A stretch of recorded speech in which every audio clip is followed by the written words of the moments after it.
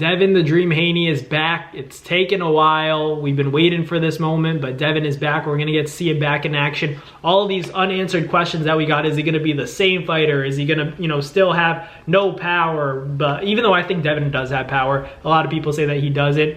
Is he going to be able to react the same? Is he going to be able to take the same punches? Is he still, a good slick boxer, or is he afraid to get hit? There are a lot of questions that are going to be answered against Jose Ramirez, and I think it's a good matchup for Devin Haney because it's not really, the best opponent out there ultimately, but this is somebody that is pretty credible. Jose Ramirez has been at 140 for a while and has been kind of like, I don't want to say a gatekeeper, but he's been that guy where, champions are fighting against him and credible opponents have fought against him as well. So Jose Ramirez, had that big fight with Josh Taylor. I think ever since that fight, it's been a little bit downhill for his career ultimately. But to get back into it, he had that fight with Barboza and didn't have the best performance or the outcome that he wanted. But getting a big opportunity against Devin Haney, maybe he'll come more motivated, and more importantly, fighting at 147. I think it's time.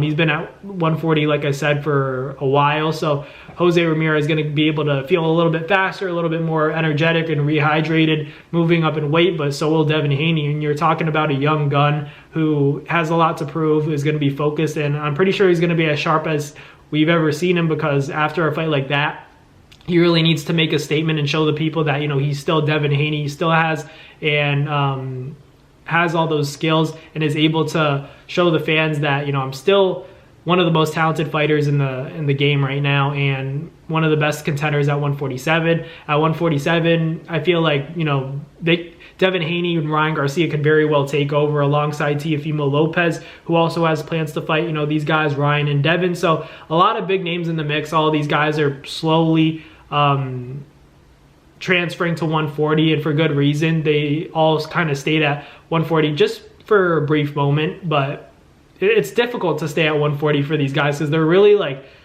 for their frames, they have big frames. So ultimately, I'm not really surprised. I've seen all these guys in person, so I feel like I'm not shocked that these guys are ready to go to 147, because boxing is difficult.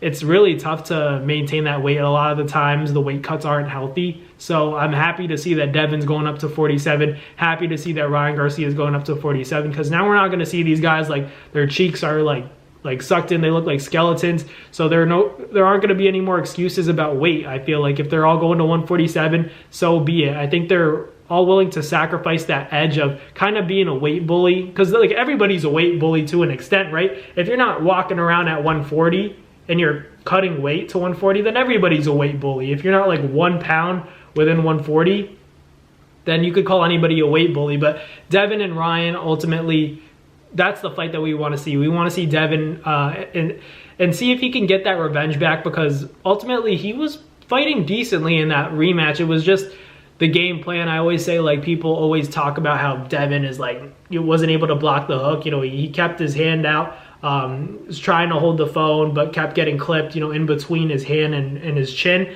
But it all comes from that game plan. When you meet Ryan Garcia in the center of the ring, it's going to be much more difficult to evade that left hook, as opposed to if you're staying at a distance, or keeping that range, and then moving your feet a lot, not being a stationary target. That Devin Haney has to get back to the fundamentals that he's been known for. And maybe it's not going to be the most entertaining in the world.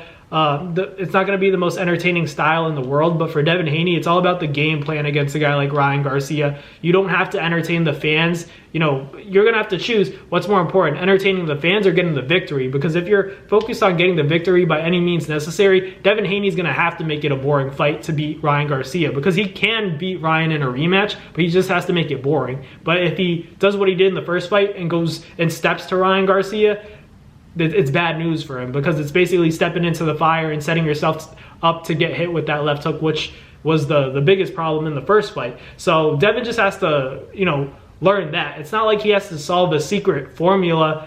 We all know that Ryan Garcia's left hook is the biggest issue. He's just gonna have to not engage with him. You can't get into a firefight with a guy like Ryan. He has to box him. That's what Devin Haney has to do. It's simple, but it ain't easy to execute, because Ryan's dangerous at all times, and I'm sure he's more motivated than ever to beat Devin Haney, especially after this whole lawsuit situation. But let me know in the comments what you guys think.